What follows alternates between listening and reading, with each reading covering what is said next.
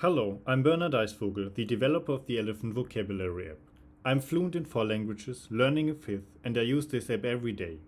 I'm happy you want to learn another language. The following demonstration shows the use of the Elephant app for the languages Korean, German and English, but you can also learn only 2 languages or different languages. The app is very flexible. To add a word, you can input it on the right hand side.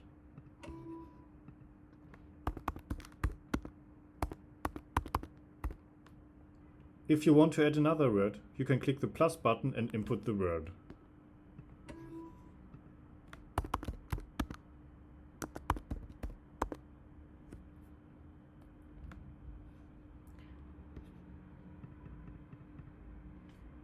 This circle diagram gives information about how good you are at translating from that language or at recognizing this translation.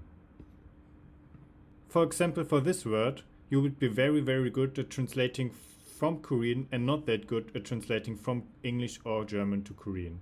This means that you're very good at recognizing the Korean translation.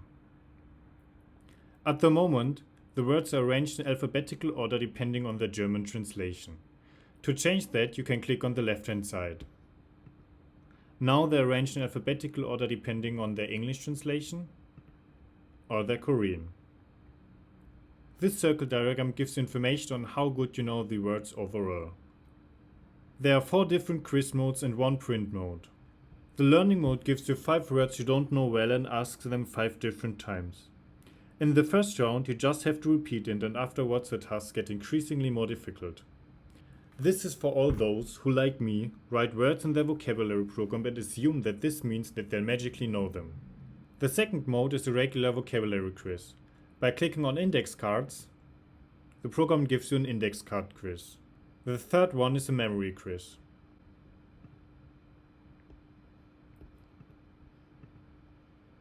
The small number in the corner gives information on how many translations you have to find.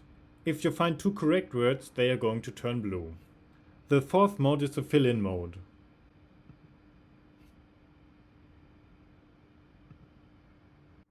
Here you have to fill in the missing letters.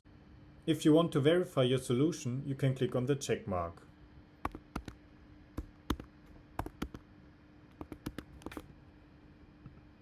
If you need help, you can click on the question mark. But be aware, you can only make a finite amount of mistakes and only get a finite amount of hints. The last mode is the print mode. By clicking the symbol in the center, you can print out words and rehearse them the old-fashioned way with pen and paper. The vocabulary slider lets you choose how many words you want to rehearse. The extra big button gives you the possibility to show the words in big letters. This is especially useful for languages that are written in a new writing system. By clicking Display or Voice, you can choose if you want the words to be read aloud and displayed or only one of both. The last buttons give you the opportunity to select which languages you want to rehearse. Now you're only going to be asked English and Korean, and now only Korean and German. The preference page gives you the possibility to choose the number of languages you want to learn, the names of the languages, the linked keyboards, and the voice you want the words to be read in.